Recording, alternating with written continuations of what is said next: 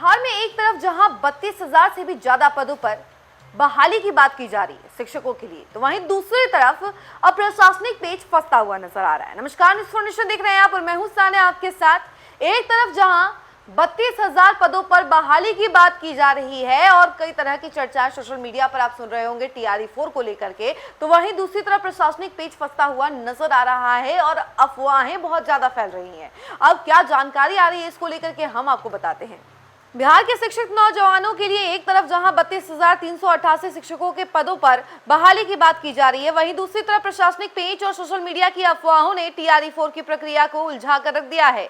मुख्यमंत्री सम्राट चौधरी और शिक्षा मंत्री मिथिलेश तिवारी के बयानों के मुताबिक शिक्षा विभाग ने तो अपनी तरफ से अधियाचना बिहार लोक सेवा आयोग को भेज दी है और अगस्त के आखिर तक विज्ञापन जारी करने का दावा किया गया है, लेकिन जमीनी हकीकत कुछ और ही दर्शाना चाहती है, या फिर यूं कह लीजिए कि जमीनी हकीकत कुछ और बयां कर रही है।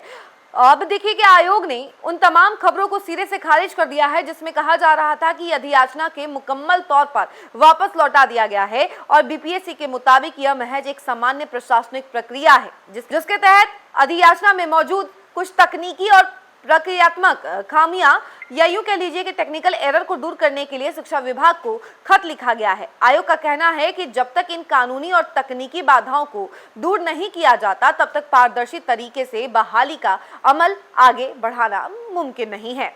वहीं नोटिफिकेशन पर अब असमंजस नजर आ रहा है और कई सारे सवाल खड़े हो रहे हैं। यहीं से सबसे बड़ा सवाल तब उठता नजर आता है जब खुद आयोग ने सुधार के लिए शिक्षा विभाग को फाइल वापस भेजी है, तो फिर अगस्त के आखिरी हफ्ता तक विज्ञापन जारी होने का दावा कितना दुरुस्त है, ये सवाल है। क्या शिक्षा विभाग और BPSC के बीच तालमेल की कमी एक बार फिर अभ्यर्थियों की राह में रोड़ा अटकाएगी, ये भी एक सवाल है। वहीं आयोग ने साफ कर दिया है कि औपचारिकताएं पूरी होते ही नोटिफिकेशन जारी कर दी जाएगी, लेकिन तब तक अभ्यर्थियों के जहन में बेकरारी बनी हुई है। सरकार को चाहिए कि वह इस प्रशासनिक खींचतान को जल्द खत्म करे ताकि सूबे के बेरोजगार युवाओं का भविष्य खतरे में ना पड़े और वे बिना किसी भ्रामक सूचना के अपनी तैयारी पर पूरी तरह से फोकस कर सके।